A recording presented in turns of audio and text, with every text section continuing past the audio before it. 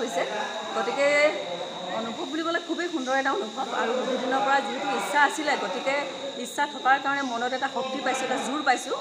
আমি প্ৰশিক্ষকে যিদৰে আমাক প্ৰশিক্ষণ দিছে আমি সেইদৰে যিমান পাৰোঁ সিমান চেষ্টা কৰিছোঁ নিজৰ ভাল কৰিবলৈ গতিকে চাওঁ কি হয় আমি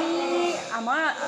একমাত্ৰ লক্ষ্য কেৱল যে ভাওনাখন আমি কৰিম ভাও কৰিম আমাৰ তাতে আমাৰ কিছুমান লক্ষ্য উদ্দেশ্য আছে আমাৰ তাতে সমাপন কেতিয়াও আমি কৰা নাই